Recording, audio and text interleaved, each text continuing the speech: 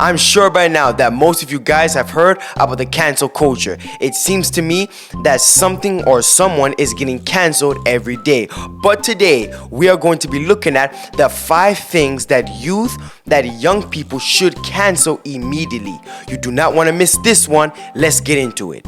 Number 5, keeping company with sinful or toxic people. Now, before we get into number 5, the text that I will be referencing in this video, I will be summarizing them. So make sure to be like a diligent Berean and search the scriptures after this video is done. So make sure to take notes. Do not keep company, number 5, do not keep company with sinful or toxic people. Psalm 1 and verse 1 tells us, do not walk in the counsel of the ungodly or stand in the way of sinners. Also, 1 Corinthians 5 and verse 11, do not keep company with fornicators or covetous or idolaters, drunkards or extortioners.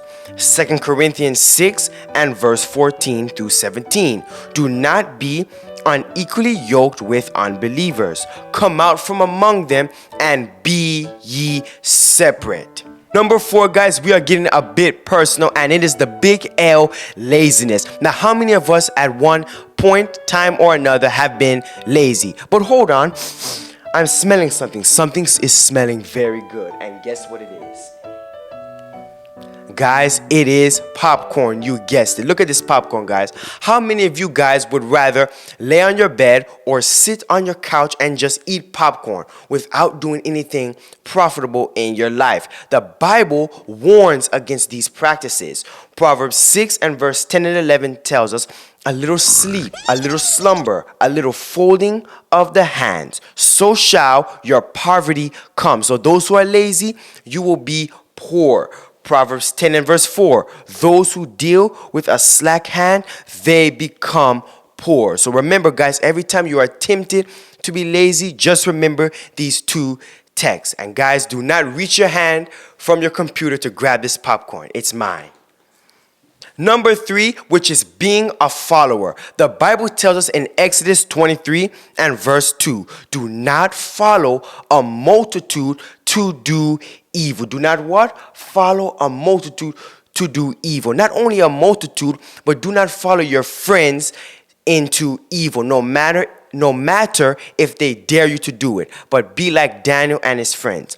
Matthew 7 and verse 13, a summary of that the majority of those in the world are in the broad road. Do not follow the crowd. Number 2, it is selfishness and also narcissism. Now, I don't know about you, but I've seen a lot of people, whether they be in their cars or in their houses or anywhere, and they have their cell phones and they are taking picture after picture. I look good today. Picture after picture. If you were to go on their phones right now, you would see tens of thousands of pictures of themselves. That is selfishness. That is narcissism. That is pride. And the Bible warns against these practices. 1 Timothy 3 and verse 2. I hope you guys are taking notes. That selfishness, it is a sign of the last days, that men, they shall be lovers of their own selves. Romans 16 verse 17 and 18. That people, they do not serve the Lord, but they serve their own belly. That is another aspect of selfishness. Serving their own belly. Putting their own needs before the needs of others. Guys, I would be very remiss if I did not tell you this story. One day I was outside and I saw this girl. She had her cell phone in her hand and she was taking pictures. But there was one thing that was strange. She had a fan, a small fan I guess they invented for phones. And the fan was doing this to make her hair look like it was blown in the wind. And guys, it was so funny to see. She was taking picture after picture after picture for at least, no joke, for at least 10 minutes. That must show you how this world is becoming very self-centered. That's all I wanted to say. And now, guys, we are at number 1, which is we are to cancel sin. Say it together. Let's say it together. Sin. The Bible tells us in Romans chapter 6, verse 12 to 14. We are told that we are not to allow sin to reign in our mortal bodies. We are not to allow sin to have power, to have dominion over us. How many of us, friends, want to cancel these 5 things? Your hands better be up. I can see you through the camera. Your hands are not raised. Raise both of them. We want to cancel these sins. But friends, the video is not done yet. You thought it was, but it is not. It is not enough for us to cancel what is bad. Canceling that which is harmful, canceling that which is sinful, that is just the first step. We must now replace that which is evil with that which is good. Otherwise, we will be just like the man in Matthew 12, verse 43 through 45, which tells us what happened was the man's life was empty and 7 more demons occupied him.